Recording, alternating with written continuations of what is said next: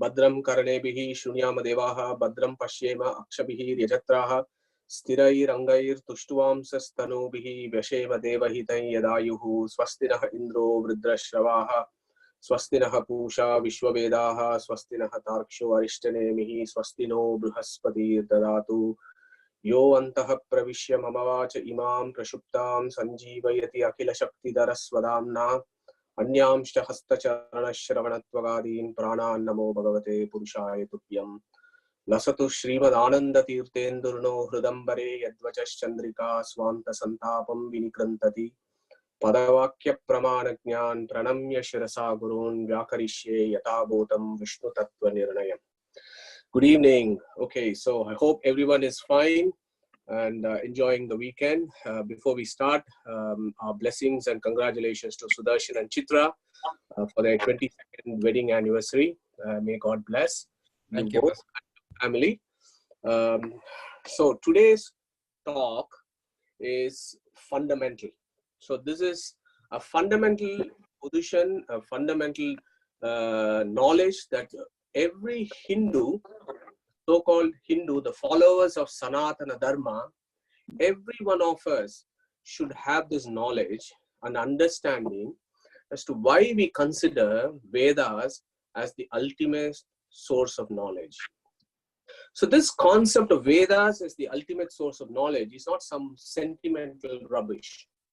It is not just because we feel very strongly that we are fanatical about this, or we have a strong opinion about this, and that's the reason why we consider Vedas as the ultimate source of knowledge. Absolutely not. We consider the Vedas as the ultimate source of knowledge based on sound scientific evidence. Yeah. So those of us, most of us who are phoned in today, in fact, all of us who are phoned in today, are people of rational thinking.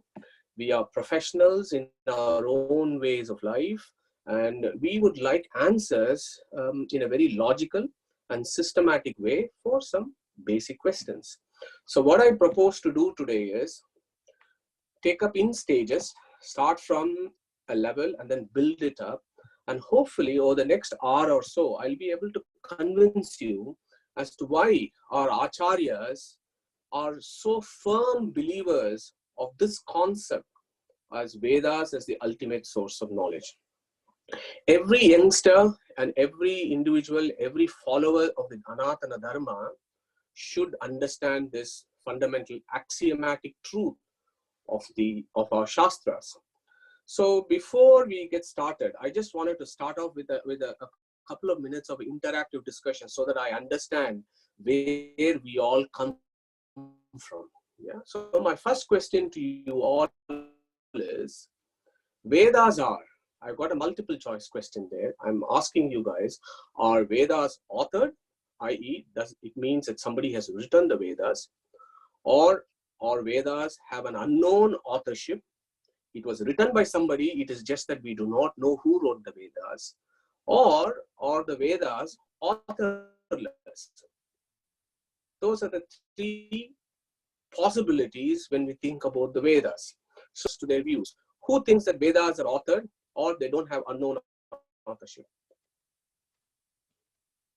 I think they are authorless. Okay, that's I'll reserve that judgment for now. I thought they are Shrutis. Vedas are Shrutis, heard by Guru to Guru. That's I don't know, that's what I have heard. Then Vedavyasji divided them into 4 and he brought it into writing. He gave it to his Shishyas to develop them, and I don't know. This is what I heard. Thank you for that contribution. Anybody else? Anybody who has a view otherwise? No. No. They are authorless, that's all. Apaurusheya. I think there is a view from my daughter Uma, and I have written to Madhu about it. Is that if there are written text, then somebody has to have written them. Yeah. So your considered view is that Vedas are written text and it is just a sentimental nonsense that it is authorless. Yeah, sorry, for the want of better word, I've just used that. So that is also a view. So that's good to have a diverse view on this. Anybody else? Okay, so now what Deval has just mentioned, because they're a bunch of sentences, they have to be written. Yeah? So this is the view of all other schools of philosophies which look at Sanatana Dharma, and they challenge us with this. How ridiculous it is that you have a bunch of text that you claim to be authorless, where the more logical position would be either they are authored or it is just that the author has never been documented and it is just an anonymous piece of work. It is not an authorless work, but it is an anonymous piece of work. So that's the challenge that's hit the Sanatana Dharma, not now, but it has been a problem for Sanatana, not a problem, it has been a challenge that's been posed on Sanatana Dharma for thousands of years. So next slide, Abhijit. So now, before we tackle this problem, just remind ourselves, just revise what we have done. And by the way, this is our 11th week of discussions on Upanishads. So well done to us all. So now this slide here summarizes, it was around 4 or 5 weeks ago, we discussed what are all the means of knowledge. So let's look at some basic definitions, and that understanding this is important as we navigate through the slides. So you have an object. So the object is something that needs to be known. So that's called prameya. So it is also called nyeya. Okay. The person who wants to know that object is called a nyatru, or he is also called pramatru. So when a pramatru comes in contact with the prameya, and there is what is called as a defectless contact between his sense organs and the object, then a knowledge is created. Yeah. So that person becomes aware of that object. So a knowledge evolves in him, and the knowledge comes to the soul. The knowledge does not come to the mind. The mind conveys the data to the soul, and the soul then perceives, yes, I now got knowledge of this object. So that knowledge is called pramana. Okay.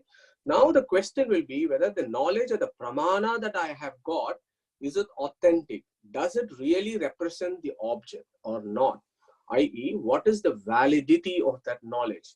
So that validity of that knowledge in Sanskrit parlance is called pramanya. So I want you to remember these concepts: prameya, pramatru, pramana, pramanya. Okay, neya, nyatru, jnana. So for us as living beings, there are only 3 sources of knowledge. There is the pratyaksha, there is the knowledge that comes through perception, which is our 5 sense organs: the eyes, the ears, the tongue, the nose, and the touch. And that is our perceptual knowledge by which we contact with the external world, and the nerve impulses go through our brain, and it goes to the mind, the intellect processes it, presents it to the soul, and the soul then perceives as knowledge. The other piece of knowledge that we have is the inferential knowledge, also called anumana. So the classic example is aparoto varniman dumat. So when there is a smoke in the fire, when there is a smoke in the mountain, you infer the presence of the fire in the mountain because in the kitchen, you have seen that situation where somebody is cooking, the wood is burning, there is fire, and there is also a smoke. So you make that vyapti or concomitance, and then you infer the knowledge of the fire by the perception of the smoke. So that is called inference.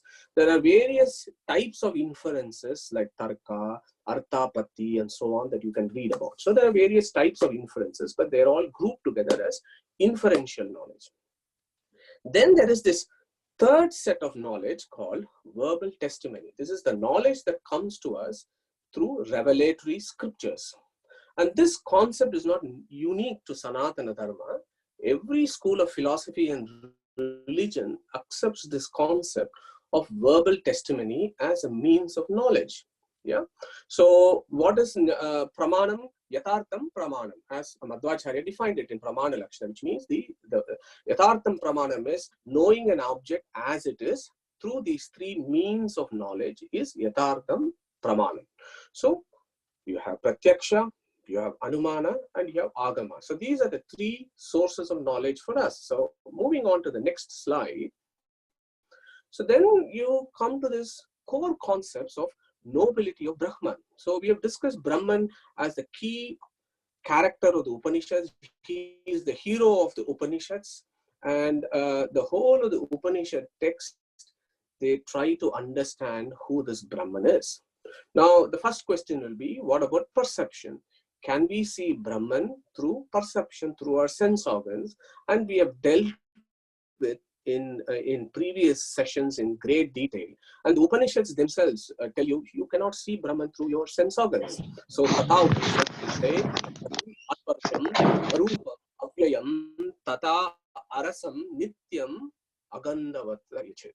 So, you cannot see him through sense organs. Keno Upanishad, Talavakara Upanishad says, Natatra Chakshur Gacchati, Madhu, your audio is Gacchati, breaking, no Manaha. breaking quite frequently. Madhu. Yeah. Maybe you need to Yeah, okay. hear the mic. Yeah, thanks. How about now? Is it okay now? It's okay now, but when you Get start close to speaking, it just breaks. Yeah. Okay. So let me know, Sudarshan. Then I can switch from iPhone to my my Wi-Fi. Let's see how it goes. So the Kedo Upanishad, for example, says Natatra Chakshur Gacchati, which means you cannot know him through your eyes. Navag Gacchati, whatever you say, you can't know him. No Manaha, you can't even reach him through your mind. Na Vidmaha, na Vijanimaha, Yetetat Anushishyat. So there is no other mechanism by which you can know him through your perceptual knowledge. Now, Taittiriya Upanishad also says that Yato Vacho Nivartante Aprapya Manasasaha. He is beyond the reach of your mind.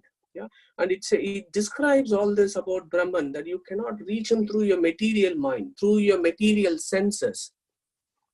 Veda Vyasa in Brahmasutra says Arupavadyevahi tat pradhanatva. So what that means is, the conclusion of that is, you cannot know him through your sense organs because he is not made of matter. Basic answer to that. That's it. He is not made of matter. He is non-material. Your senses are made of matter. So when that is the situation, how can you claim that using your sense organs that is made of matter, you will be able to know something that is beyond matter? Tat pradhanatvat, as Veda Vyasa says that. So with these four verses, for example, you can conclude that the knowability of Brahman is beyond sense perception. So Sudarshan, audio is okay until now? Yes, it's okay. Thank you. Okay, thanks. So what about logic or reasoning? Can I know him through reasoning? Now that is also problematic. Katha Upanishad, Yamak very beautifully says, Naisha tarkena matirapaneya prokta anyenaiva sugnanaya peshta. Naisha tarkena matihi apaneya. So Naisha means na ishaha tarkena matihi apaneya. That's how you split that first line. That means the Isha cannot be known or understood through tarka, because the previous slide we described that you have to perceive a smoke to understand the presence of fire. The smoke has to be perceived. That smoke is still part of the material world, and you have to perceive that smoke using your sense organs, which is still material. So the inference, the concept of inference or logic also involves material perception in one form or the other. So if such is the case, how can you perceive him through logic? Immanuel Kant also says the same thing. God cannot be known by pure reasoning. Yeah. So then you have the Western philosophical concept called the intelligent design, which is an argument that is put forth. The classic example is William Paley's argument, and we have touched upon this before, about a watchmaker. If you find a watch in the ground, you pick it up and you open up the watch, then you understand how intricate it is. Then you infer, oh, there must have been a watchmaker, because this is such an intricate instrument. And William Paley's argument there is, similarly, the universe is so intricate, so the design of this universe should also be by an intelligent designer. Yeah. So that particular argument of inferencing the presence of God through William Paley's argument has lots of limitations. Because every component of the watch has another manufacturer. Yeah, somebody has to manufacture glass, somebody has to process the metal, somebody has to, have process screws and so on. So then the argument there would be, you need multiple creators for creators to be present for a watch to be made. Then it also opens up other arguments. If there is a person who makes the watch, and if that person dies, then similarly, if God is also a creator, God also dies. See, all those kind of things that you can bring in that argument. So my point there really is, you can take logic or inference only to a certain extent, and you can't take it beyond this, because logic can also go other way. It can also be flipped. And then you can say, nobody can see God, so he does not exist. So reasoning, again, is problematic when we start thinking about how do we know about this God. So moving about to the next slide. So the next slide essentially gives you what should be the position. So Taittiriya Brahmanam says, Na avedavin manute dam bruhantam sarva anubhum atmanam samparaye.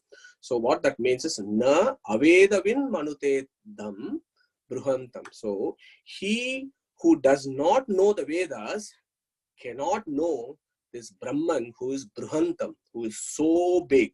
Sarva anubhum, which means that he can see everything. He is omniscient. Yeah, Atmanam, he is a Antaryaman, he is inside everything and he is controlling everything. Yeah, Samparaya, he is the one who gives us moksha, he is the one who liberates us. So Taittiriya Brahmanam is very clear. It says, he who does not know the Vedas can never know the Supreme. Pipalada Shruti will go to another level and say, you know what? You know why it is called the Vedas? It is called Vedas because na indriyani na anumanam vedahi eva enam vedayanti tasmat ahuhu vedaha. So that which cannot be known through your indriyas, that which cannot be known through inference, that piece of knowledge through which you can know the Supreme, because that piece of knowledge gives you the knowledge of the Supreme, it is called the Vedas. So you're all familiar with Vedas coming from the root word with. To know what? Not to know the bus, car or pencil, to know about God. So any body of text that gives you the information about God is called Veda. So that is the classic definition of what Vedas actually mean. Now moving on to a very important work by Madhvacharya called Vishnu Tattva Niranaya. Okay, it is a core one of the core Dasa Prakaranas, as we call it, core text. So the very first verse in that, Acharya says, Sadagamaika Vigneyam Samatita Kshara Aksharam Narayanam Sadavande Nirdosha Asesha Satgunam. Okay, so this particular verse is very important, but let me just break it and give you an idea. So Sadagamaika Vigneyam, that is the very first word there. Sada Agama Eka Vigneyam. So you're all doing, some of you are doing Sanskrit classes. So Eka that comes in the middle stresses importance. If Eka comes very first in the beginning, then it is a Sankhya. It means number one. But if Eka comes in the middle, it means the most important, the only root. It gives you a sense of importance and only and so on. So Sada Agamaika. So Sada Agama Eka Vigneyam. Okay. So Sada Agama. So Sada Agama means what? Sad Agama or Sada Agama. Sada Agama means correct texts. Sada Agama means always by correct text, only you can know about the Supreme. Okay, so that is the very first verse that the Acharya says. Then the question happens, what are the Sadagamas? Yeah, what are Sadagamas? Okay, so again, Brahmanda Purana gives a classic definition of what Sadagamas are. It says, Rigadya Bharatam Chaiva Pancharatra Mata Akilam Mula Ramayanam Chaiva Puranam Cha Yetadatmakam Yeche Anuyayinastesham Sarvete Cha Sadagamaha Duragamas Tadanyeye Tairnagneyo Janardana Neya Etaihi Sadayuktaihi Bhaktir Mabdihi Sunishtitaihi Nacha Kevala Tarkena Na Akshajena Na Kenachit Kevala Agama Vigneyor Bhaktaireva Na Janyata. And I've given you the English translation on the right and you can read through it. This is a summary of what the Shastras are. That is given very beautifully by Brahmanda Puran, which summarizes this. Basically, it says Rigadya. The very first is Rigadya. First is all the Vedas. Rig, Adya means Rig and other portions of the Vedas. So that is Rig, Sama, Yajur and Atharvana Vedas. Okay. Then you have Bharatam. That is Mahabharata. Yeah. Then you have Pancharatra Agamas. Okay. So these are all core texts, and then Mula Ramayana. So these are the 7 core texts. So you have 4 Vedas, Mahabharata, Pancharatra Agama, and Mula Ramayana. These 7 becomes the core text, and the Vedas take the first position there. Now all the Puranas that basically concur with these 7 texts are also called Sadagamas, and any other text that concurs with the first 7 along with the Puranas becomes Sadagamas. So as I've said before, our discussion today is also Agamas, because we are basing this on the Upanishads, which is Vedas. What are Duragamas? They do not give us knowledge about God. Brahmanda Purana also clarifies, and it says you have to include bhakti, the devotion, in every aspect of what kind of studies that you're doing. And we discussed this in the last class. And it clearly says at every aspect you need to have the devotion. You have, unless without devotion you study, you will not know him. You cannot know him through your senses. You cannot know him through your inferences. You can know him through Vedas, but that also you should do that with devotion, not as a dry empirical speculation. So that becomes Sadagamas. Okay. So moving on to the next slide. So Agamas means scriptures. So how do we know that an Agama is a valid text? So Nirdoshaha Shabdaha Agamaha. So there is no problems there. Nirdoshaha means that which has no defects. So Nirdosha Shabdaha. Shabdaha means sound, words, letters, sentences. Nirdoshaha Shabdaha Agamaha. Okay. Then the question is, what is the definition of Nirdosha? What does it mean to say that a body of text is without defects? So Jayatirtha in Tattva Prakashika, he gives a classic definition of what Nirdosha Shabdaha means. He says, Vakya Pramanyam Tavat Nirdoshataya Sambhavati. Okay, the sentences can be without fault only with 2 conditions. What are those 2 conditions? Nirdoshataya cha, Apaurusheyataya, Aptimulataya cha. So there are only 2 ways in which a body of words can be without defects. One is Apaurusheya, which means not composed by any person, or Aptimulataya, which means composed by a person who is the most perfect, who is the most omniscient, who is the most eligible. Yeah. So those are the only 2 reasons why a source of text can be authentic. Now, Aptimulataya, what are the Aptimulataya? So we discussed this some time ago. Gita, for example, is based on Apti. So that is a Nirdosha Shabdaha. Brahmasutra is also Apti, made by a very authentic person called Veda Vyasa, who is the incarnation of Narayana. Gita, who said the Gita to whom? Krishna said this to Arjuna. Who documented this? Veda Vyasa documented this, who is also an incarnation of Narayana. So these 2 works are from Narayana himself. Now, these 2 texts, we consider this as Apta without any doshas because they are composed by Narayana. You may ask me, how do you know that Narayana is Sarvajna? How do you know that he is the most Apta? Vedas say so. Yes, Sarvajnaha Sarvavid. Vedas themselves declare that Vishnu Narayana is Sarvajna. Because otherwise, if the Vedas don't say that, there is no other way in which we know that he is Sarvajna. I'll come to that concept a little bit later. So these are author texts. Sutras and Gita, these are author texts. But then there is this, on the left-hand side, you have this body of text called the Apaurushya.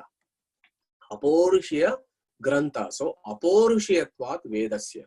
So Vedas are Apaurushya, or authorless, and most of our friends here agree that Vedas are authorless. But believe me, outside this audience, nobody accepts, or they do not even know that Sanatana Dharma actually considers Vedas as authorless. Yeah. Veda Vyasa again in Brahmasutra, he discusses this in detail. There is a sutra called Navilakshnatvadasya Tatatvam cha Shabdat. And there is a lot of discussions on that. So the group of Vedas, the Apaurushya Vedas, have unique characteristics. Navilakshanat, they are unique characteristics, and they are most superlative text. Why? So the validity of Vedas is based on 3 criteria.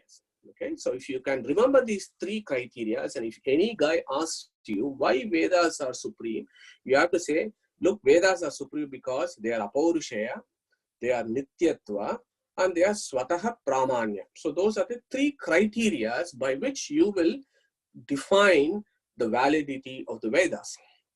So Apaurushaya is authorless, that is easy. Nityatva means eternal, i.e. there was never a point Vedas were created, there was never a point Vedas will be destroyed. It's a very nebulous concept. We'll deal with it in subsequent slide. Then there is this third principle of validity of knowledge. This comes in epistemology in philosophy called Swataha Pramanya. Okay, self-validity of knowledge. And I have a slide to illustrate this with some examples. This self-validity of knowledge. That is a universal principle. Swataha Pramanya is a universal principle that is applicable to all knowledge.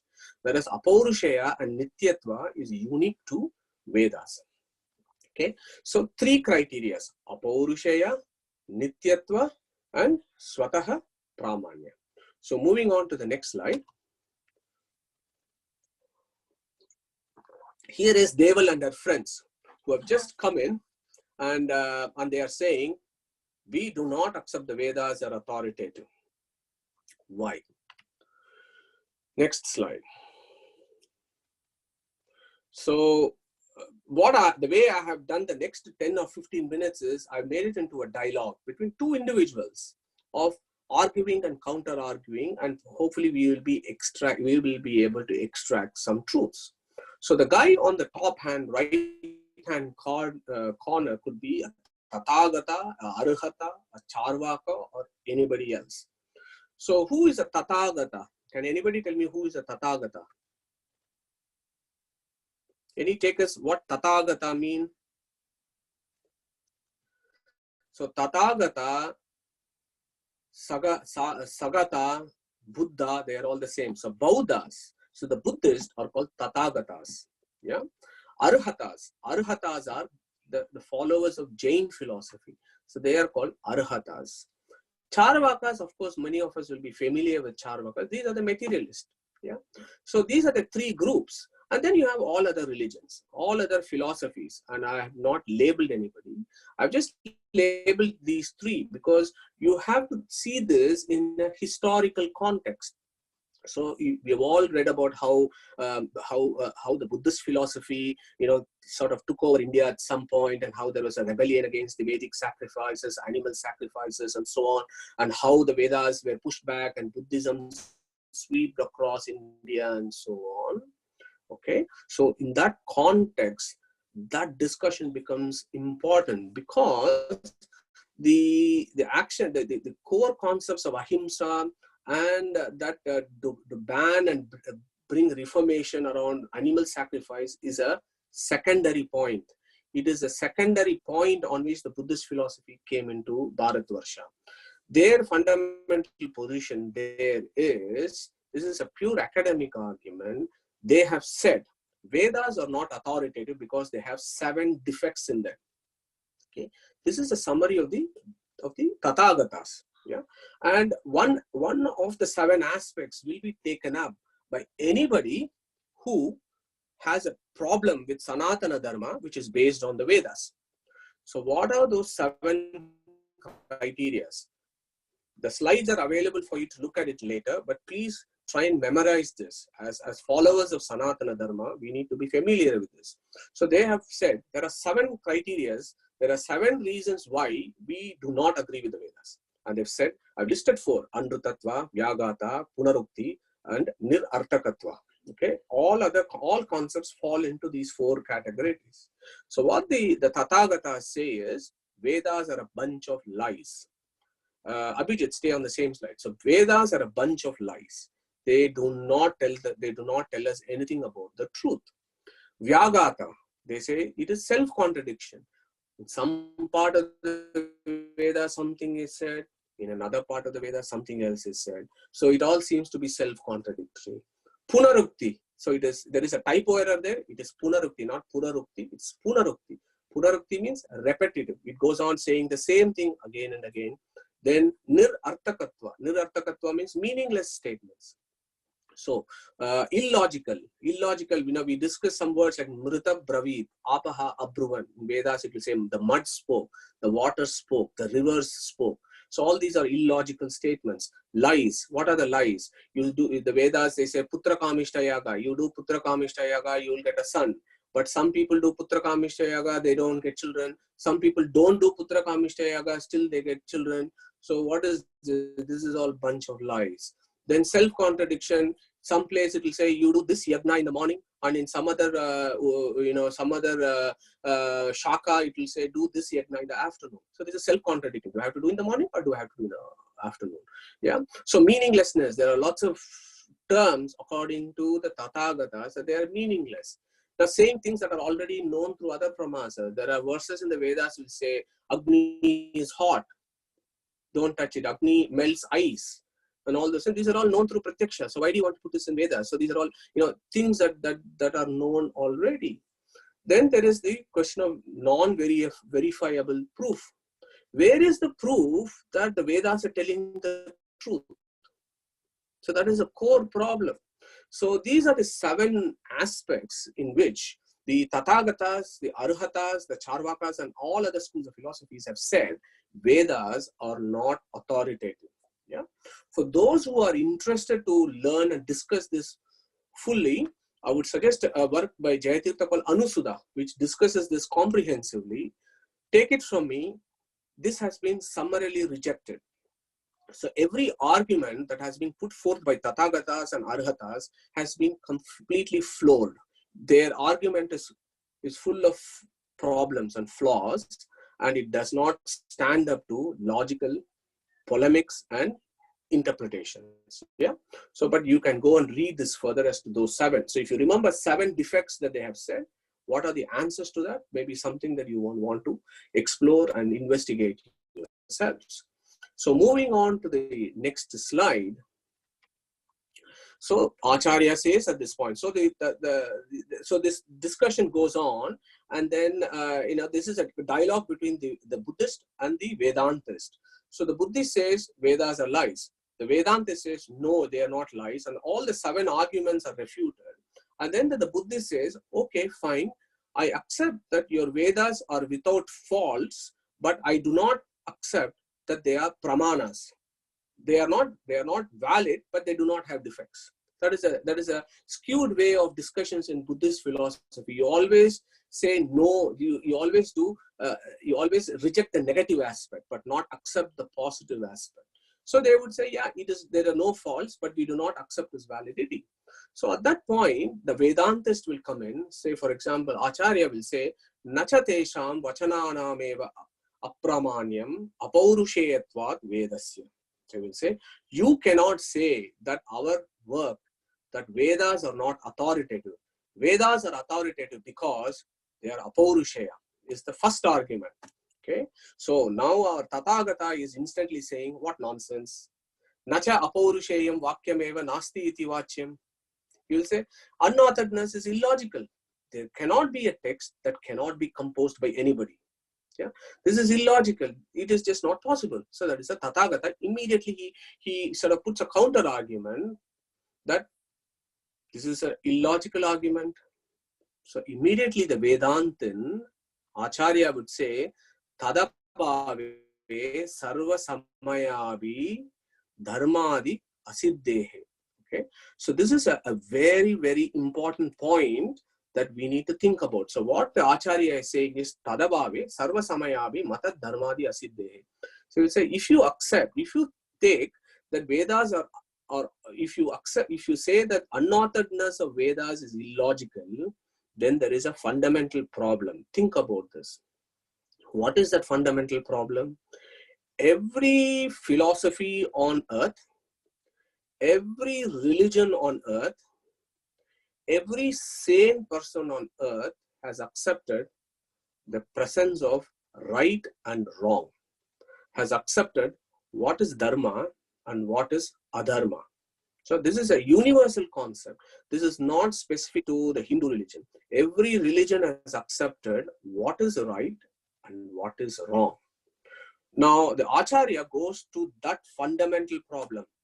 how are you going to establish what is right and what is wrong? If what Sudarshan says is right, I may not agree to it. Somebody else may come up with a counter argument and say this is right. Okay, a person who one person's right may be another person's wrong, which might be a right for another person. So ultimately, how are you going to establish this is right and this is wrong?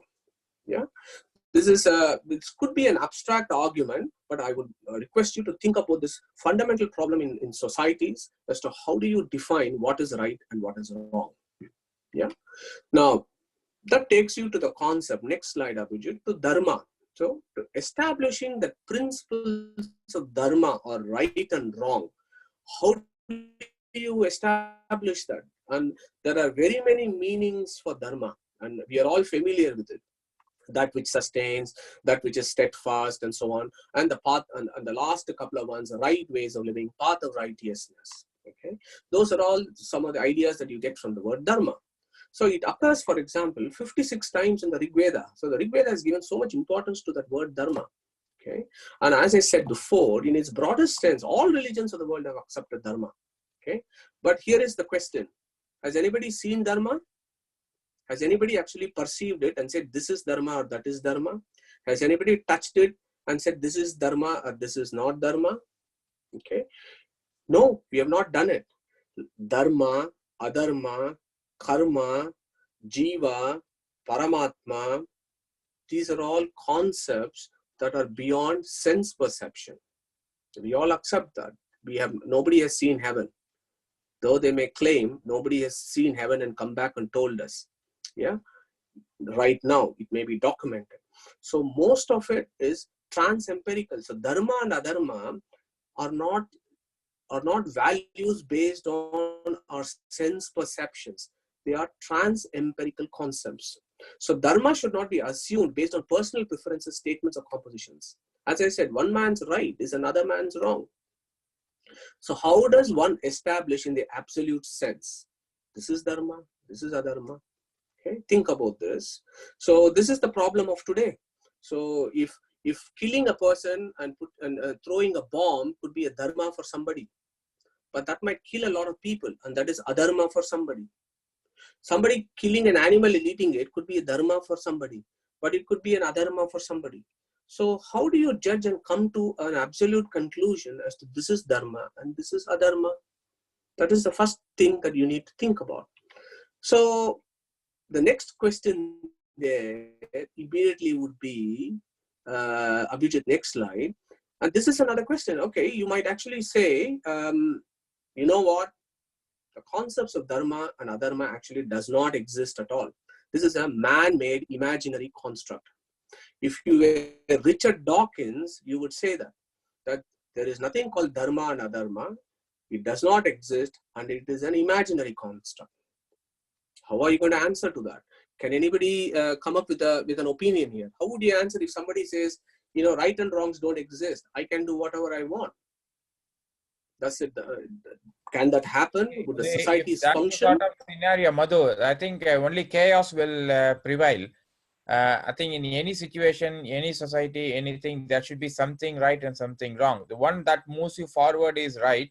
Ones that keeps you stable, or sorry, not stable, just wherever you are putting you down, pushing you down is adharma. Yeah. Thank you, Sudarshan. I agree with you absolutely, and so does Acharya agrees with you completely. He says, Yasyato nabimatau naso samaya prayojana bhavat. If you have a school of philosophy or a religion or a group of people who say they do not follow dharma and adharma, that there is no principles of dharma and adharma, then that philosophy is worthless. It does not serve any purpose. Why? Nachatena loko upakaraha dharmadya abhavajnane paraspara himsadina apakarasya praptehe. So paraspara himsa. So if there is no this firm dharma and adharma, there is chaos in society. If A will kill B, B will rape C, C will kill D. So there will be complete chaos in the society. Nacha upakarena tasya prayojanam adrishta abhavat. Ado dharmadya abhavam vadata swasamayasya anartakyam angikritameva nasau samai. So by what Sudarshan has said, on the same grounds, this is a view of the Charvakas, the materialists, the doctrines of this world would say there is no dharma and adharma. Yeah. So the answer to them is, if you have such a concept that there is no dharma and adharma, all that will lead is chaos and anarchy in the society, and everybody kills each other. There is no guru and a teacher. The guru or a teacher or a student, the student will learn from the guru and then he'll go and kill the guru. So there is no rules to follow here. So that's such a view is, so you cannot say there is no dharma. So that is the first point that we need to think. The second point there is, so Abhijit, if you move to the next slide, okay, you can say I accept dharma, yeah, but why can't works of a knowledgeable person be the source of dharma and adharma? Does that make sense? So if a very exalted person says this is dharma and adharma, can we accept this? In the superficial sense, it feels yes, that seems fine. If Donald Trump says this is dharma, all the Americans will follow. If our Boris Johnson says this is dharma, everybody will follow. Why do you need something that is beyond that? So the next slide gives you an answer to that. Okay, so this is a key point. This is the key point. This is the crux of the issue. Yeah, if you accept a work of a man-made work as the ultimate authority on dharma and adharma, what is the problem? Nacha paurushena vakyena tatsiddhi ajnana vipralamba yoho praptehe. So that means every human being, be it Mahatma Gandhi or be it Donald Trump, are subjected to ignorance and or deceit. Okay, this is fundamental. Whether we like it or not, we have to accept this. There is no human being on this land who is not without ignorance. There is no human being who is not capable of deceit. Even there are Shastras talk about the Supreme Being himself created Moha Shastras, as it's called, to deceive certain individuals. So ignorance and deceit is a core problem of all persons. So, okay, so if that is the case, how can we be absolutely sure that such a work is authentic? So your Tathagata will say, what if my person who has written the Dharma is all-knowing? What if he is a Sarvajna? What he is all-knowing? Even that is problematic, because nacha tat artatvena sarvajnaha kalpyeta anyatra adrishtyasya sarvajnatvasya kalpanam tasya avipramakattvasya kalpanam tasya tatkritatva kalpanam ta cheti kalpana gauravam praptehe apaurushayatva angikare na kinchit kalpya. So this is a beautiful set of arguments. So basically what Acharya says here is, if you say that my person, the person who has written, let's take Buddha. So if you say, if the Tathagata says Buddha is Sarvajna and he has written Dharma and Adharma for us, so we'll follow it. So the Acharya will say, first question is, how do you know Buddha is Sarvajna? Okay, that is, what is the proof that Buddha is Sarvajna? This is just for argument's sake. Okay, I'm not saying Buddha is not Sarvajna. This is for argument. So how would you know that Buddha is Sarvajna? Okay, if you say there is another person who has actually seen Buddha who is a Sarvajna, then the argument is, if somebody else has seen Buddha as a Sarvajna, unless I myself is a Sarvajna, there is no way in which I could attest another person as Sarvajna. Yeah, so that is an infinite regress of problems, and you will also have to prove that Buddha was not deceiving people. You will have to prove that that there are certain works that has been written only by this person, and that his sense organs, his voice, and his tongue and everything, the pronunciations are right, and so on. There are lots of assumptions. So this is called ajnana. Ajnana is ignorance. How do you know he does not have ignorance? Vipralamba means deceiving. How do you know he has not deceived you? Pramada, how do you know he has not given a wrong statement? Apatu karanatva, which means how do you know that he has pronounced the words very correctly so that they convey the right meaning? Tat kartrutva, how do you know that he has composed this? So all these, you have to assume a lot of things. We are not saying that he is doing all this, but you have to assume all this. So there is a lot of assumption that is involved if you take that Vedas, if you take the authenticity of a person who has spoken. Yeah. Now this concept of multiple assumptions is a flaw in a philosophical argument, comes from a guy called William Ockham. So I don't know if you're familiar with something called Occam's razor. Occam's razor means all things being equal, the simplest solution tends to be the best one. Okay, this is a logic that is accepted even in science, mathematics, every aspect. If you can find a simple answer, that has to be right. You don't have to touch your nose from the other side. You can just touch your nose this way.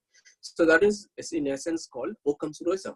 So the argument there is, if an authored person's validity of dharma is accepted, you'll have to assume so many things. We are just saying Vedas are apaurushaya. There is no assumptions there at all.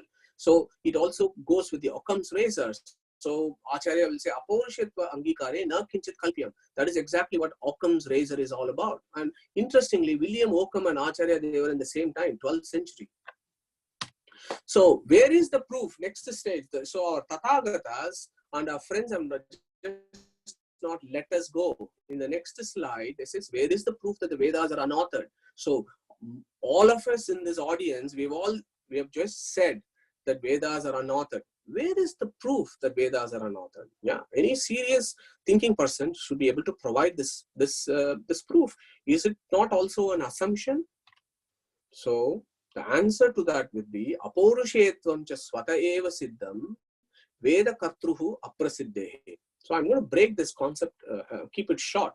So what that means is the unauthoredness of the Vedas is self-established, which means Veda kartrutvam aprasiddhehe. That means there is no evidence that Vedas have been composed by anybody.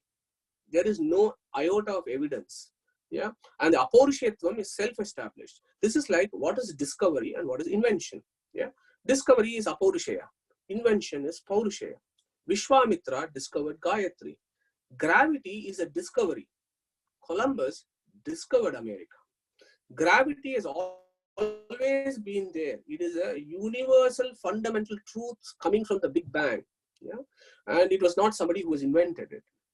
Paurushaya, Kalidasa composed Raghuvamsa. Telescope is an invention. iPhone is an invention. So we say Vedas are discoveries. Bunch of texts that have been discovered. They were not invented. Okay, moving on to the next point there. I hope you're finding it interesting because you will probably pick up some ideas here. If somebody asks you about this, you will be able to convey these ideas. So next slide, Abhijit. So the Tathagata friend will say all worldly texts have authors. If authors are unknown, then they are known as anonymous literature and not as unauthored. The general rule is if a sentence exists, then an author exists, applies. Anything that violates this general rule is a myth. So this seems sensible. So we will have to tackle this head on. And how do you tackle this? We would say, Nacha laukika vakyavata sakartrukatvam tasya akartrukatva prasiddha abhavat. Nacha kenachit krutva veda yutyuktam veda samam parampara abhavat. Okay, so what that means there is, it is only for the worldly sentences. So it is laukika words and laukika sentences have an authorship. Where did we say that Vedas are laukika and worldly? Vedas are not laukika. They are not of this world at all. So if that is the situation, how can you bring the rules that apply to the worldly words and sentences to the Vedas? You cannot. Again, the primary quality, so Abhijit, it's the next slide. So the primary quality of Vedas is akartrukatva prasiddhi. Okay, so this is one point if you can keep in your mind, that's job done for the Vedas. Akartrukatva prasiddhi. That means there is no evidence internally in the Vedas that they have been composed by some person. They've all been seen, but they have never been composed. So that's called akartrukatva prasiddhi. That is the rule on which you say Vedas are authorless.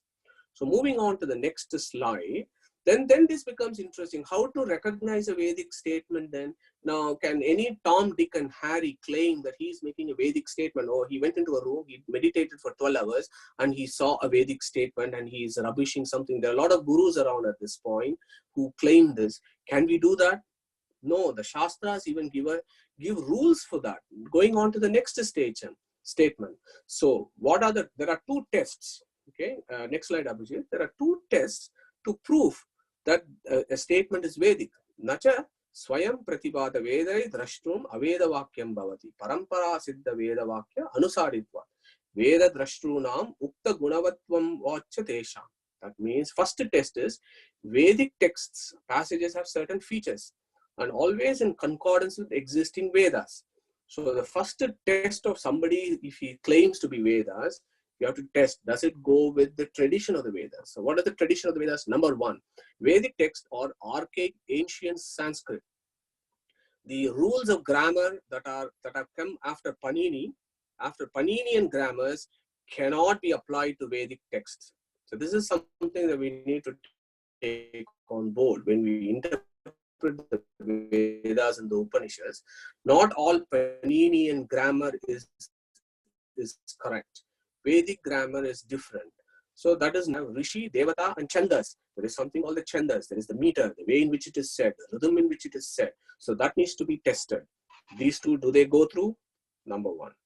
Second test, the person who says the Vedas has certain qualities. Brahmanda Purana gives that. This is interesting. Vimshal Lakshanato Anunaha Tapasvi Bahuvedavid Veda Ityeva Yam Pashyet Savedo Jnana Darshana. It says a person who has seen the Vedas will have at least 20 of the 32 characteristics. I've listed those 32 characteristics on the right. You might want to just check it out with yourselves and see how many Lakshanas that we all have. But as a Vedic seer, if we are Vedic seers, we will have at least 20 of the 32 Lakshanas. And you will be a Tapasvi. Tapasvi means somebody who is already meditating, who's already an exalted human being. And he knows a lot of Vedic hymns already. Yeah. So these are all the criteria before you recognize what is a Vedic statement and who is a Vedic statement, who is the seers of the Vedas. So if you go to the Vedas and look at all the rishis who have seen the Vedas and you investigate and do further investigations of these rishis, they would have at least 20 of the 32 Lakshanas. Yeah. So that is, so any Tom, Dick and Harry cannot see Vedas. That is the core conclusion of this slide. So moving on to the next one. So this is interesting. So now comes our Nyaya philosophers. So you know the Nyaya philosophers, the Nyaya, Vaisheshika schools of philosophy, they're all supposed to be based on logic. You know, they give logical reasoning as a key concept. So our Nyaya school philosopher comes there. No. To accept a statement as valid, we have to accept that it is based on an utterance of an authoritative person, an apta. Vedas do not have a composer, therefore they are not authoritative. Just because it is authorless does not make it authoritative. That is the Nyaya's argument there. And they would come up with, on the right-hand side, this would make a lot of sense for most of us. And in fact, for most religions, this is the view. The view of the Nyaya school is the view for their own core text. God is there. God is omniscient. God composed the Vedas. So Vedas are authoritative. So this is simple logic. There is no problems with this. So the Nyaya school have said this, that it depends on who is, if a word or a sentence is spoken by the most omniscient person, then that word is authentic. So there is a core principle of Vedantic philosophy.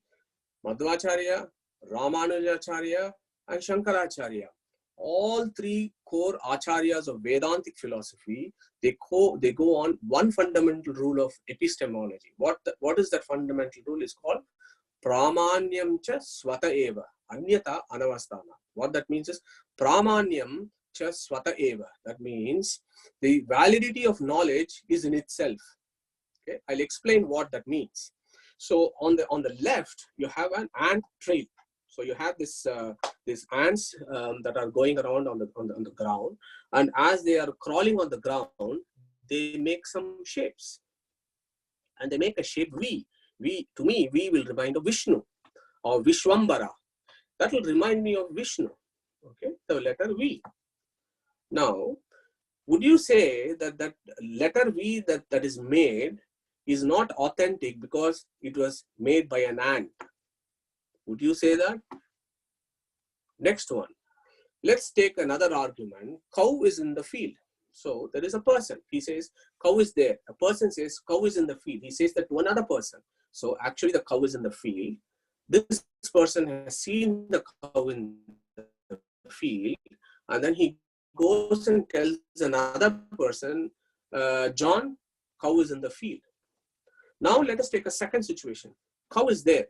The person says, dog is in the field. That is a false statement. That is a apramanya. Or let us take the third situation.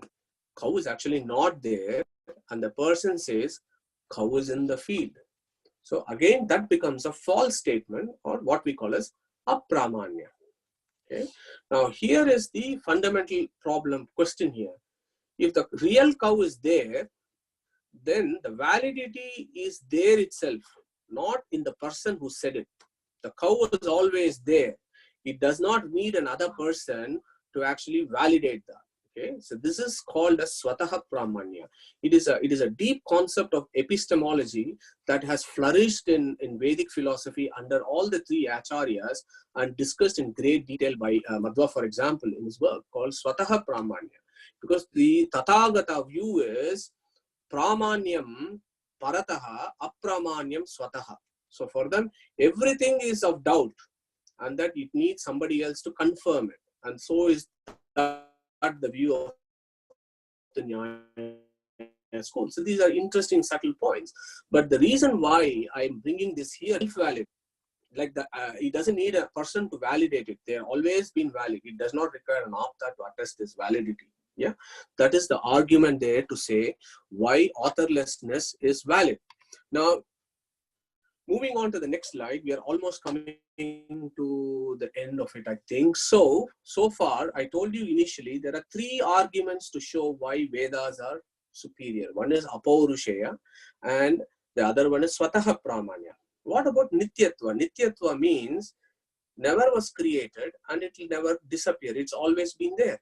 So our Tathagata friend has come back again and he says, Vedic statements cannot be uncreated and eternal. Like any sentences, they have words and letters, which when uttered, appear and then disappear.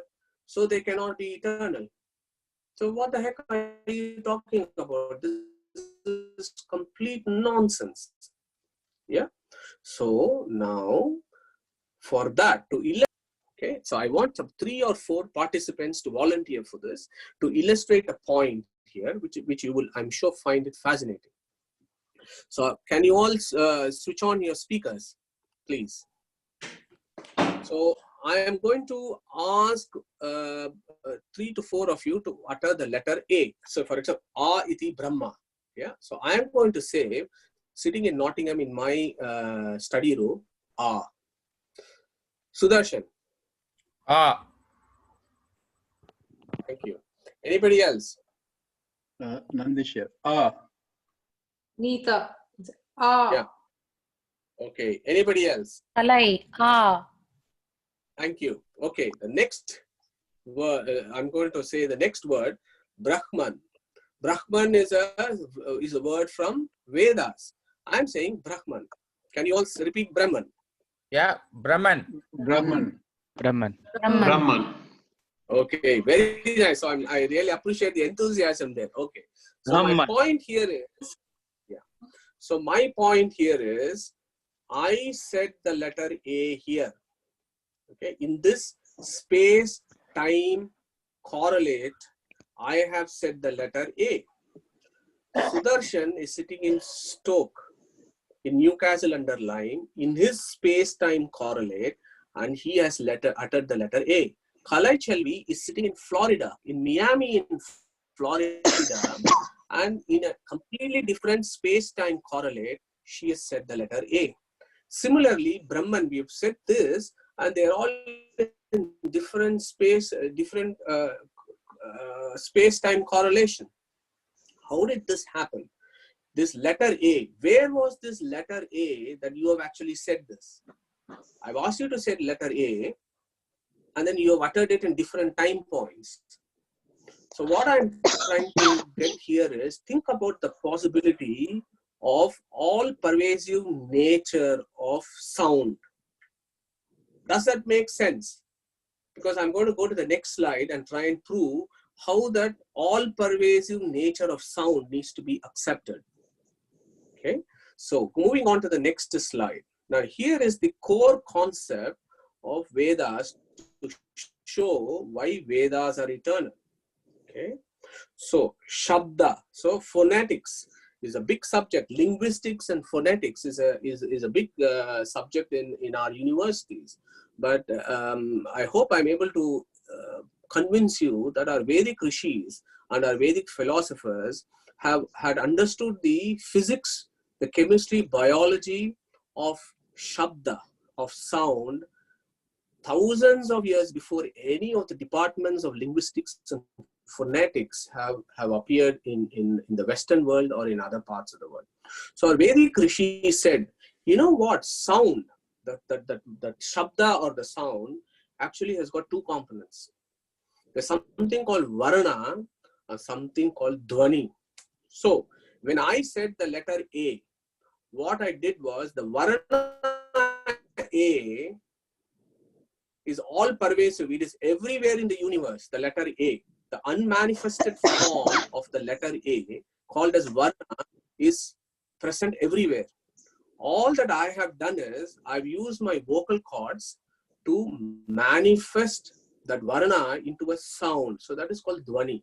So Shabdas have got two components, Varnatmaka Shabda and Dhvanyatmaka Shabda.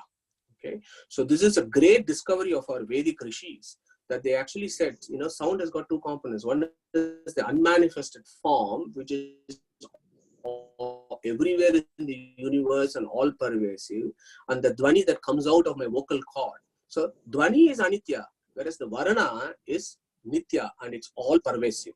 Just hold on to that idea to prove why Vedas are Nitya. Okay, please stop me if I'm not making myself clear at any point. So moving on to the next slide. Yeah, so this is one of the slides. You will all be very familiar with this 24 tattvas that we dealt with so many times. All the 24 Mahat tattvas, the tattvas 24 Abhimani Devatas, the Mula Prakriti, Mahat Ahankara, Vaikara, Tejas, Tamasa, and so on. The Tamasa Ahankara, what does it become? It becomes Pancha Tanmatra first, and the Pancha Tanmatras then become Panchabhutas. Okay, so what are the 5 Pancha Tanmatras? Shabda, Sparsha, Rupa, Rasa, and Gandha. So these are subtle matter, and the subtle matters become their corresponding gross matter, which is Akasha, Vayu, Tejas, Aap, and Prithvi. So and Sparsha go together. Yeah. So think about this. Read a little bit more about this, because Acharya would say, Ataha Akasha Gune Shabde Vyanjamanaha Varnadayaha Tat Kramatmako Vedashta Nitya Eveti Siddham. Yeah. So what that means is, let's look at this Rishi on the right hand corner. So this guy is in deep meditation and he is contemplating. We say our seers have seen the Vedas. So what does that mean? So we have also discussed before that the knowledge comes to the soul, the knowledge comes to the jiva, and any action is performed by the jiva. Yeah, so we have discussed that it is jiva who is the experiencer, it is the jiva who is the doer. So what this jiva has done is, it has perceived those varnas, okay, and what the varnas, and we have also done that in that small little exercise that we did. Our souls first thought about the varna, the unmanifested form. Then what we did, we sent an information to our brain, to our mind, our brain, and from there the nerve impulses went to our vocal cords. I am not saying this. This is the Shastra. The Vedic philosophy is this. The Vedic seer is saying how this happens.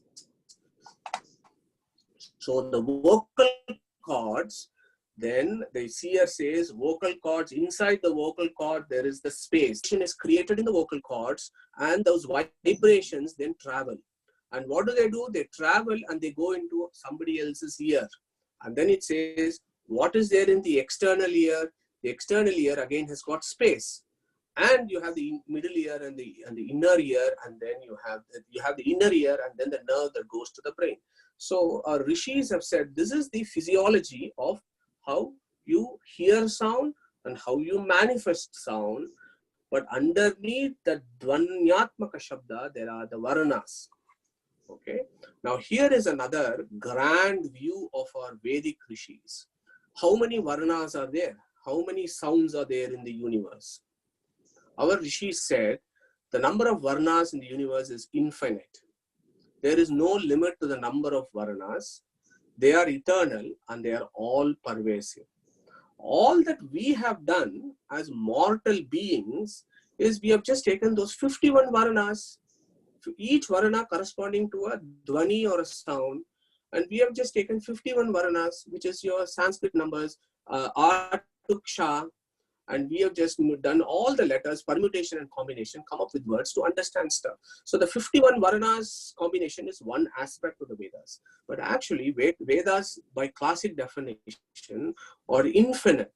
We can only comprehend some portion of the Vedas. Now is the big question. The Acharya says, Varanadaya tat kramatmako. So every word that we utter, if I say Boris Johnson, what that essentially means is there is that letter B. B has a Varana and the Varana is unmanifested. And then I manifested with my vocal cords the letter B and I place them in a particular order. And then I have said Boris Johnson. But the Rishi's conclusion here is, you know what the Vedas are? Vedas are the eternal sequence of the eternal Varnas. The eternal sequences of the eternal Varnas are the eternal Vedas. Yeah. So this is a concept that think about it, and that is the reason why our dharma is ours is called Sanatana Dharma. Okay. So I'm going to ask the question there. What is Sanatana Dharma actually mean?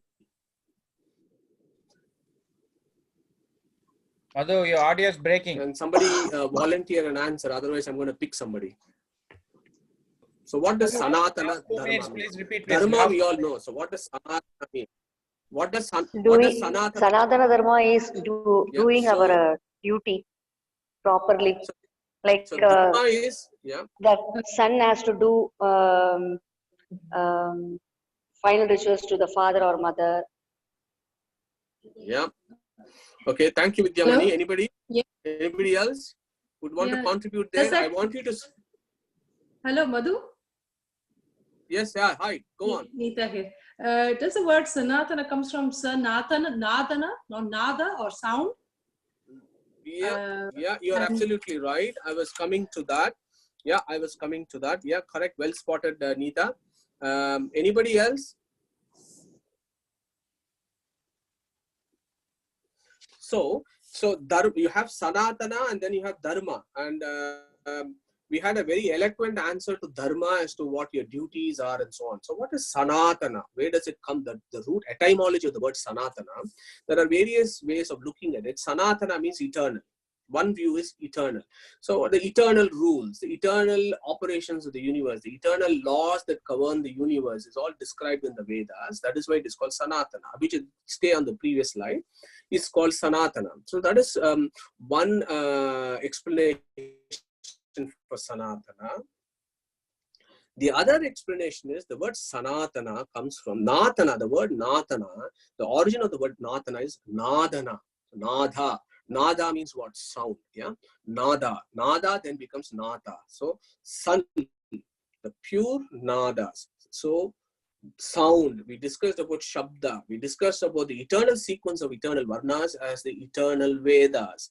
So Sanatana means eternal Vedas. So Sanatana Dharma means those rules and practices that are based on the Vedas. So we as Hindus, we follow the rules and prescriptions and duties set up for us in the Vedas. That is why we are called Sanatana Dharma. Yeah, Sanatana also is eternal, but based on the Vedas. That is why we are Hindus. If anybody asks us, what is our core text? We say our core text is the Vedas. Okay, so now the Vedic passages themselves declare. So Abhijit, thanks. Next slide. So Vedic passages themselves declare the eternalities of the Veda. Tasmai nunam abhidyeva vacha virupa nityaya. So this is Rig Veda saying vacha virupa nityaya. Virupa was a rishi. And the Veda says, oh, Virupa Rishi, Vacha Nityaya, we know the Supreme through Vacha Nityaya. If Rig Veda is the most ancient text of humankind, the Rig Veda itself says you have to know God through the Nitya Vacha, which is the eternal Vedas. Yeah.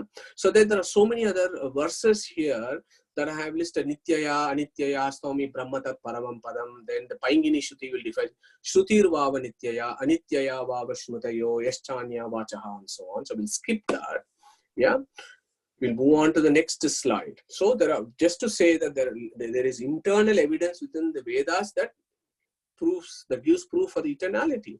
So I want to come back to this concept of, did God compose the Vedas? Many schools, all other schools of philosophies and religions, they have this as their foundation. We are unique. I've just taken Bible as an example here. There is something called circular reasoning. What does it mean? So I'll take you through the circular reasoning. The Bible is a word of God. So the question there is, but how can you be so sure it is the word of God? The answer is because the Bible tells us so. So, but why believe the Bible? The Bible is infallible. But how do you know it is infallible? Because the Bible is the word of God. So you can go round and round in circles in this argument. So this is called circular reasoning, which in Vedic philosophy, it is called chakraka. Yeah. So there are various flaws. It's called Atmashraya, Anyonyashraya, Chakraha, Anavastha. So there are various those philosophical terms, which is, now again have to say, is far more advanced than any Western philosophy books that I have read. So this is called Chakraka. This is a flaw. Nyaya Vaisheshika schools also have taken this view that God composed the Vedas.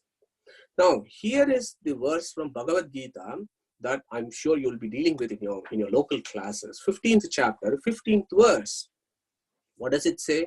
Vedaishta sarvair ahameva vedyaha Vedanta krit Vedavid evecha aham. So, when Vedavyasa or Krishna is saying something, we have to note those words extremely carefully. Yeah. So what is that saying? Vedanta krit. Vedanta means Vedanta Sutra. So what is Krishna saying? Vedanta krit. I wrote the Vedanta Sutra, and then he says Veda vid. He didn't say Veda krit. He said Veda vid evecha aham. Eva means also only. I know the Vedas only. Yeah. I composed the Vedanta Sutra, but I only know the Vedas. He has not said Veda krit. Okay, that point needs to be looked at very, very carefully, because Veda Vyasa is infinite wisdom. So in that one word, in that one line, he has summarized all the things that the background to what Veda Vyasa has said. I've summarized in so many slides over the last hour or so. So Vedanta krit, Veda vid eva. So now you can ask me, how is that possible? Why can't God have not created the Vedas? It makes a lot of sense. So where do you have to go for the proof for this? Brahmanda Purana, Mahavaraha Purana, they all give the answers to this. And I have listed the series of arguments on the right. Nityo Vedaha, Samastashta, Shashvataha, Vishnu Buddhigaha. So basically what it says is, before creation, and if you remember our very first talk on creation, before creation, what was happening? All the material things were as Mula Prakriti, they were in the womb of the Supreme, the Vishnu's womb, it was present. And the Vedas, the Varanatmaka Vedas, were inside the mind of the Supreme. Okay, Vishnu Buddhigaha. He is in the mind of the Supreme. So when the creation happened, two types of creations happen. One is, it's called Nama Rupa Vyakarana. So lots of discussions in Upanishads about this. When creation happens, two things happen. One is Rupa. So what is Rupa? The Mula Prakriti mixes and transforming into various Rupas and shapes and forms. And at the same time, Nama. Every shape and form that gets a name. Yeah. So the Nama and Rupa always go together. That is how creation happens. So the Nama form of creation comes in the form of the Vedas. And Vishnu starts off saying Om. Yeah. And then we all know that the Om is the USB stick with which everything else comes with. Yeah. So that Vedas are in Vishnu's mind. First point. Now the next point, next line, Sarge Sarge Amunai Vete Udgrirante Tataivacha. So this again we have discussed. Data Yata Purvam Akalpayat. What that means is, creation is an eternal creation for us. There was never a point where creation did not happen. And there is never a point where creation will not happen. So creation is in eternal cycles. They are always happening. So eternally, when the pralaya is there, the Veda is in the God's mind. When Srishti happens, Rupa, all the manifestation of matter happens, and the Vedas come out from Vishnu's mind. And again during Pralaya, they go back.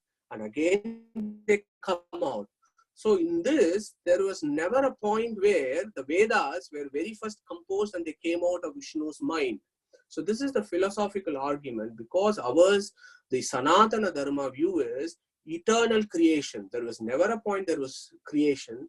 So by implication, what it means is there was never a point where Vedas were not in Vishnu's mind. They were always there. So Vedas are always eternal. Vishnu is always eternal. Jivas are always eternal. Mula Prakriti is always eternal. So there are lots of eternal entities in our Shastras. So that is the argument to show or to prove that God composed the Vedas is slightly different from saying the eternal Vedas have always been in the eternal Supreme, and there was never a point where the Vedas were composed. Yeah, this is a point that you may have to contemplate. So Mahavaraha Purana then gives all the summary of this. It says Vedaste Nitya Vinnatva Shrutayashta Akilaihi Shrutehe. We all hear, that's why it's called Shruti. Whereas in Brahmanda Purana, it says Yatasta Harina Drishta. So this is interesting. Apparently Vishnu sees the Vedas and he sees the entire infinite Vedas instantaneously. He is constantly seeing all the Vedas all the time, but we can only hear some portions of the Vedas.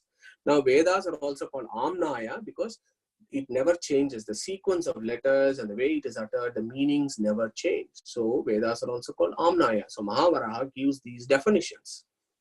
Moving on to the next slide. So, so what is the Supreme actually doing? The Supreme controls and protects the Vedas. And that is the core, point of the Gita, where Arjuna is sitting in the chariot and Vishnu is in the form of Krishna is riding those chariots. Which got how many horses? There are 4 horses. What are their names? Saibhya, Sugriva, Meghapushpa, and Balahaka. Agni gave it to, if you read in detail, Agni gave it to our Arjuna. But what are those 4 horses stand for? These are the 4 Vedas. And what Krishna does is he controls and protects the Vedas, and he brings out in every creation and then takes it back.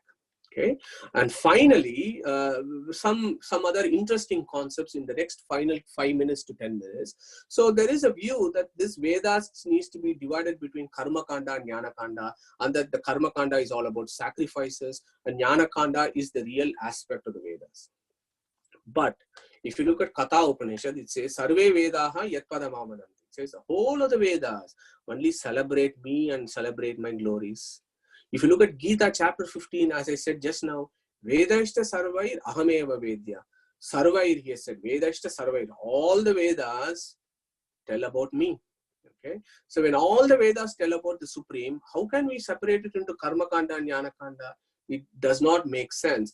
It just exposes our own limitations with regards to how we can understand the Vedas. Every letter and sound of the Vedas are important. And I'll come to that in the next slide, which I'm sure you will find interesting.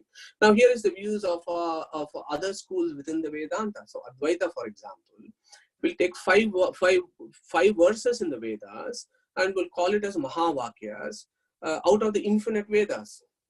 So this school will take only 5 Mahavakyas and come up with this philosophy and say this is the reality and the final solution for the universe.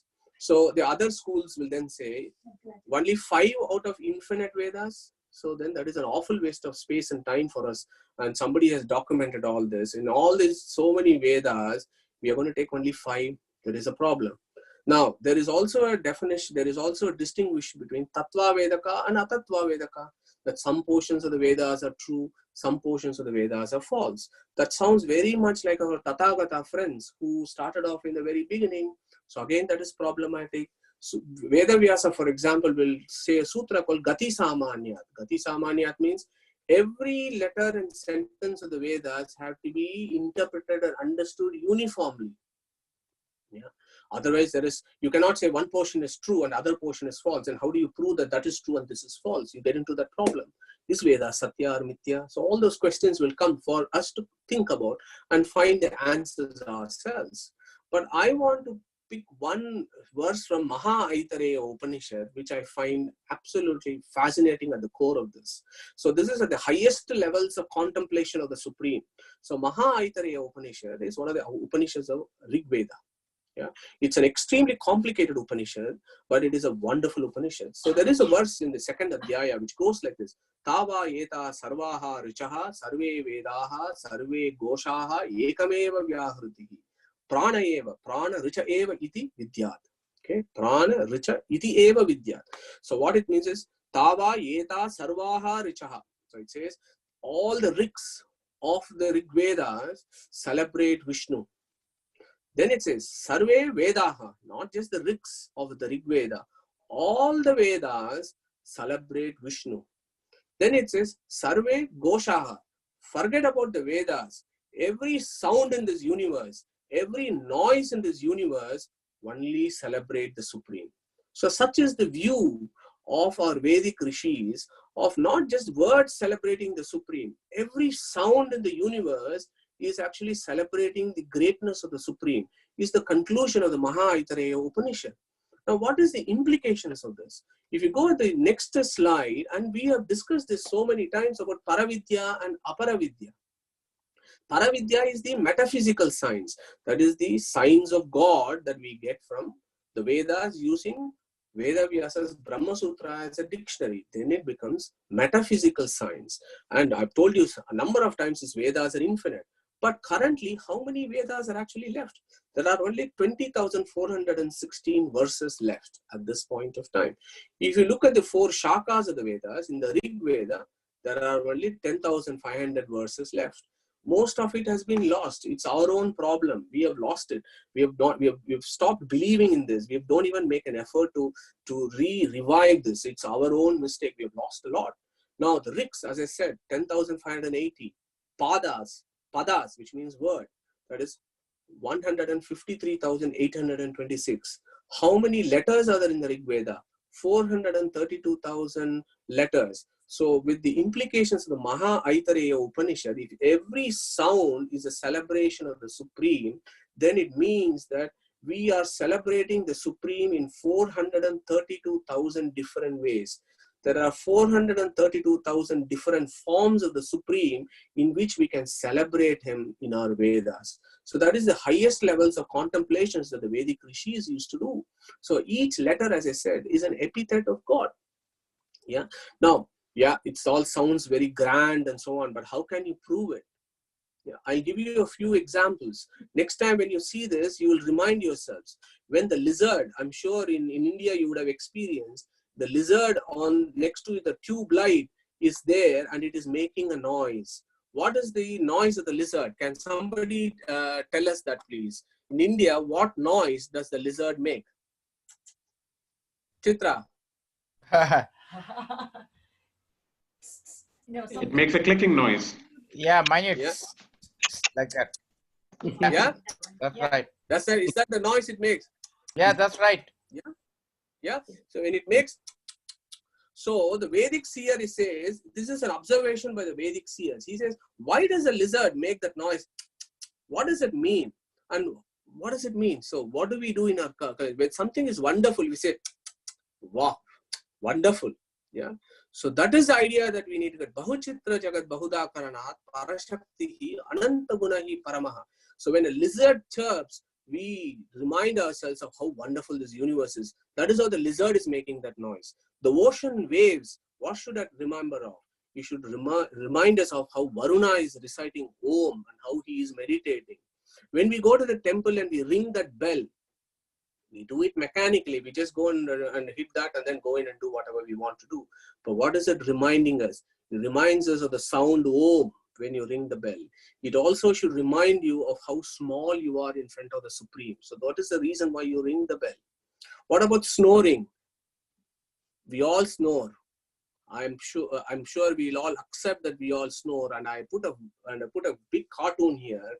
When I snore, my wife closes the eyes and says, and she just pushes me and says, stop snoring. Yeah.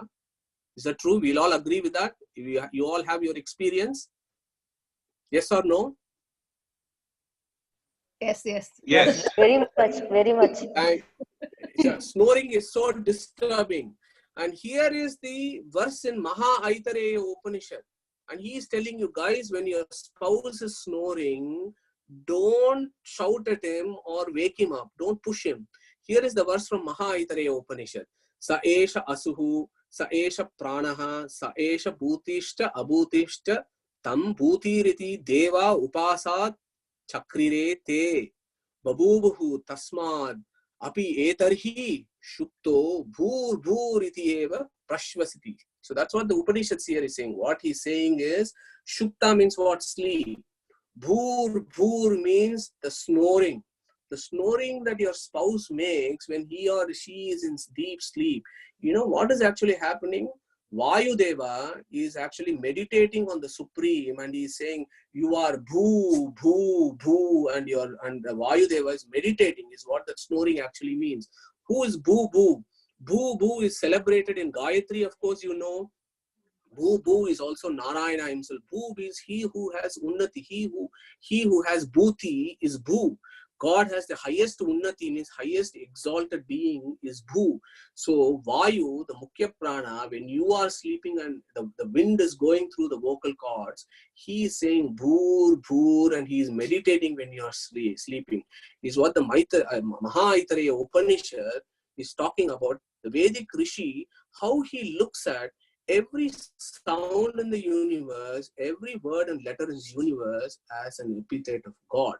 The classic example of the 16th century is Chaitanya Mahaprabhu, for example. He was such an exalted being.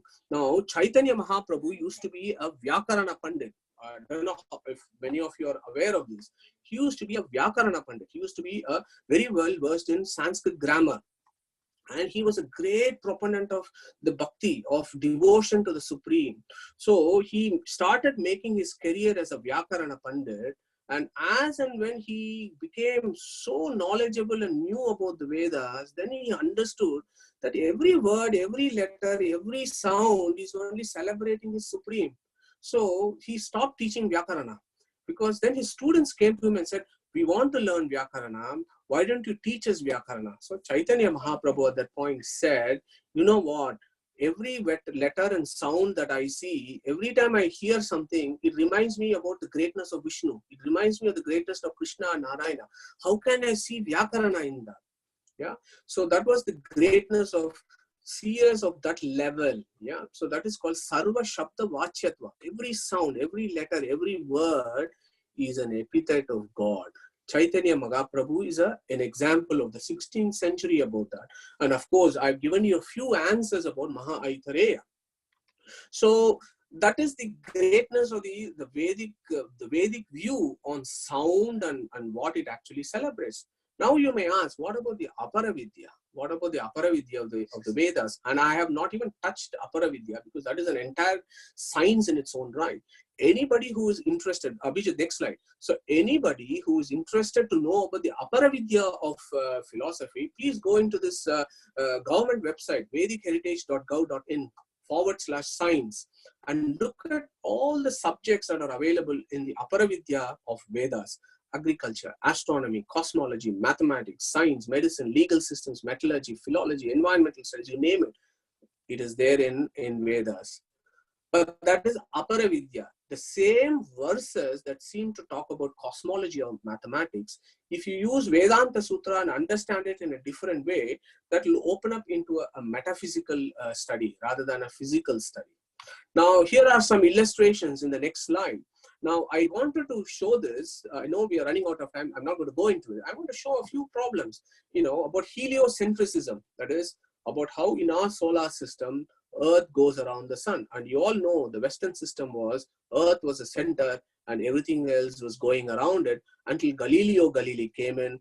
And then before him, Nicholas Copernicus, who came up with this idea. But I believe there is a Greek philosopher in the 230 who also had this idea that possibly the planets are going around the sun. But here, look at our Rig Veda. There are so many verses in the Rig Veda. This is about, we don't believe that Rig Veda was ever composed at a particular point of time. But even if you go with the so-called colonial Western approach to Rig Veda, it is considered to be around 1500 BC. That is 1,000 years before these guys even thought about this idea. And look at our Rig Veda, it says, the earth is devoid of hands and legs, yet it moves ahead. All the objects are over the earth also move with it. It moves around the sun. Rig Veda. The same Rig Veda says the sun has tied the earth and other planets through attraction. It is talking about gravity and moves them around itself as if a trainer moves newly trained horses around itself, holding their reins.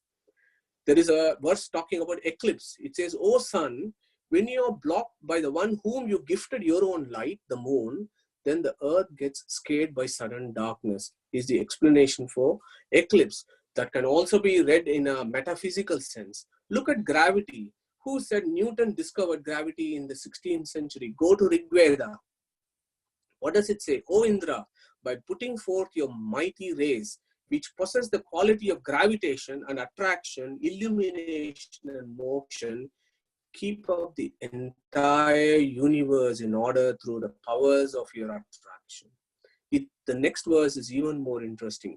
The sun moves in its own orbit. Yeah, our astronomers knew that before. Sun moves around its own orbit, but holding earth and other heavenly bodies in a manner that they do not collide with each other through the forces of attraction. So gravitation, everything is there if you want. If you move to the next slide, telegraphy. This is really interesting. There is a verse in the Rig Veda which talks about how you can use telegraphy during warfare. With the help of bipolar forces of Ashwini twins, you should employ telegraphic apparatus made of good conductors of electricity. It is necessary for efficient military operation, but should also be used with caution. There are descriptions of how to build ships, how to build airplanes. For those of you who are interested in maths, go to Shukla Yajurveda, Shatapatha Brahmana. You can know about the calculation of pi. The value of pi is there in Shatapatha Brahmana, well before any of the Greek or the Greek mathematicians described it. Pythagoras theorem, it is there in the Vedas if you are interested, if you want to look at it from a physical sense, not from a metaphysical sense. So in conclusion, Abhijit, my final slide, what I want to say here is, I hope I have provided evidence to show that Vedas are the final authority on dharma and adharma. You have to go through an impersonal text before you can prove what is dharma and adharma, because one person's dharma is another person's adharma. It is the supreme source of knowledge about both metaphysical and physical sciences. The physical sciences, we have not even scratched the surface yet. And perhaps maybe we need to get that interest and go in and explore these possibilities that are available in our Vedas. The authorities of Vedas is unparalleled and unique to Sanatana Dharma. No other religion actually believes of such a basic text that actually gives them their foundation to conduct their lives on earth and elsewhere.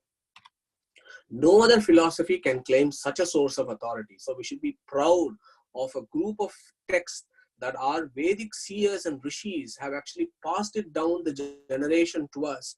And I think the responsibility is upon us to preserve, read, and contemplate on these texts. Vedas are the foundations for all that we label as Hindu. Yeah, we read Gita, we read Bhagavatam, whatever, but Vedas is the source for that. That is foundational.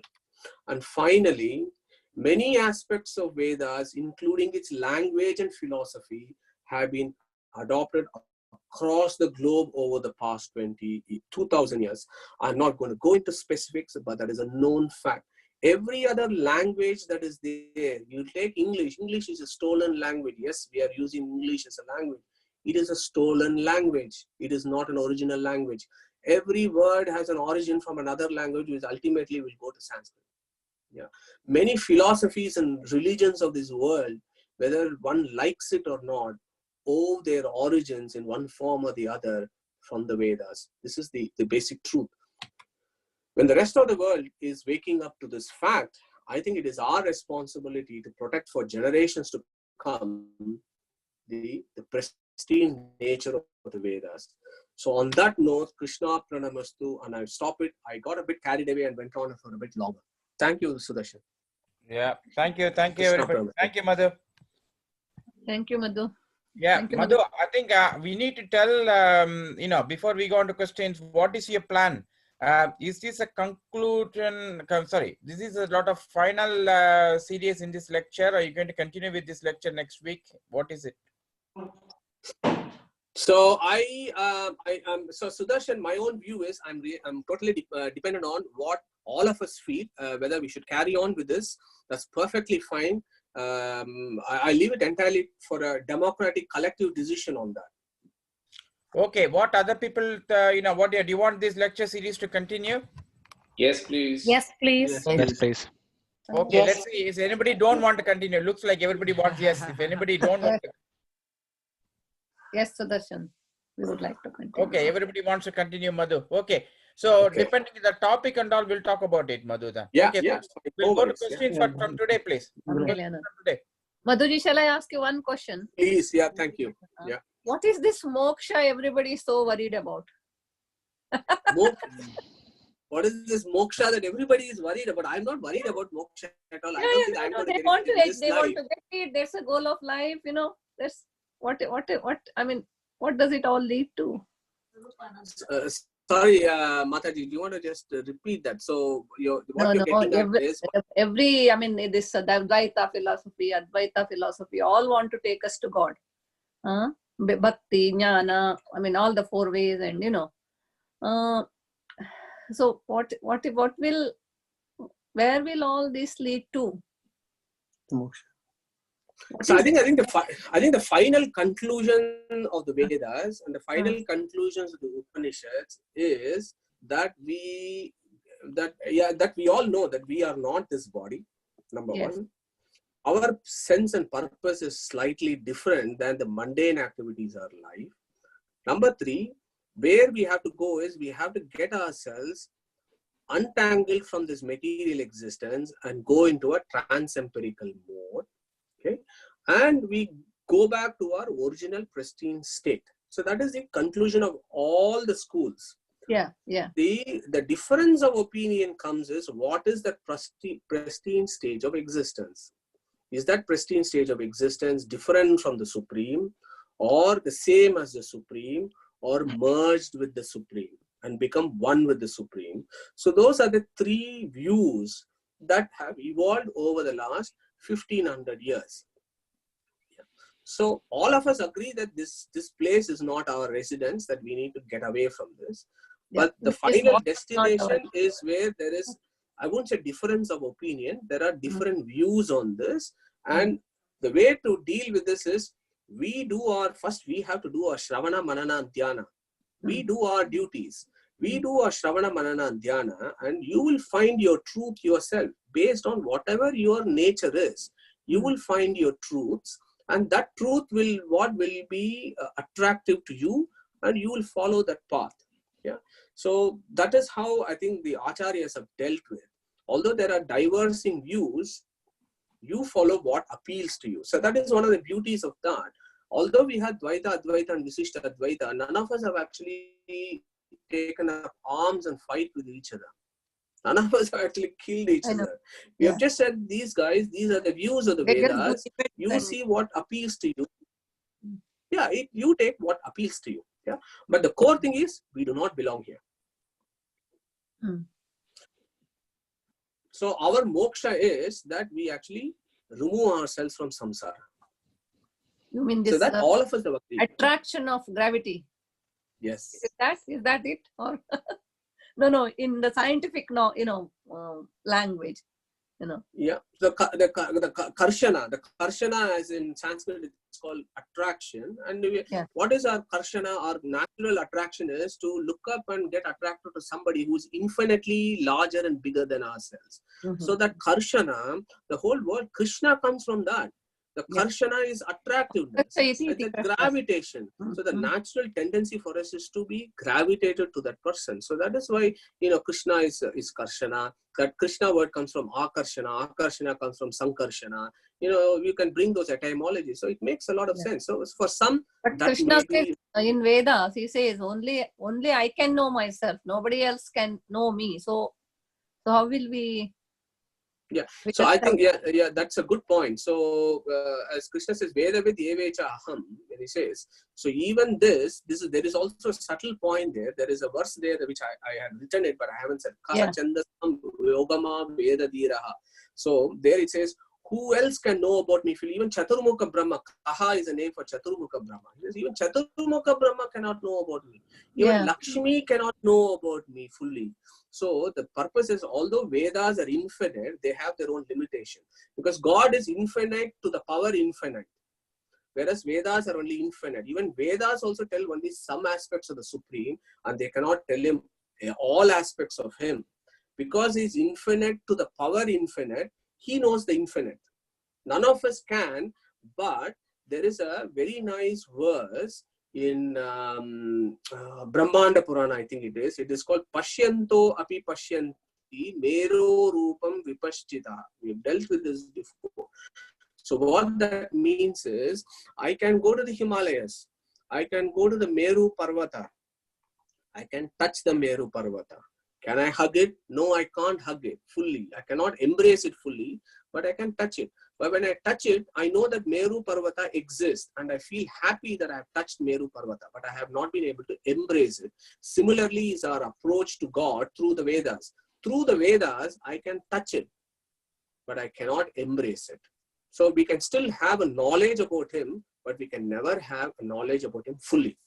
So that is the reason why when Taittiriya Upanishad, yato vacho nivartante aprapya manasa saha, there is a verse there, and that actually is three acharyas have taken it different views. So when I say yato vacho nivartante means aprapya manasa saha means I cannot grasp him through my mind. What I mean is I cannot grasp him fully. I can grasp him to some extent, but I can't grasp him completely. Unless he gives us the vision. That's what. Unless he gives us the vision, and he will give the vision based on your capacities and what your yogyata is. How the pot is, What is the nature of that is explained in we don't even know. We are running in this world thinking that we know everything and we know everything about this. We are not don't even know self-realized. That's what I thought anyway.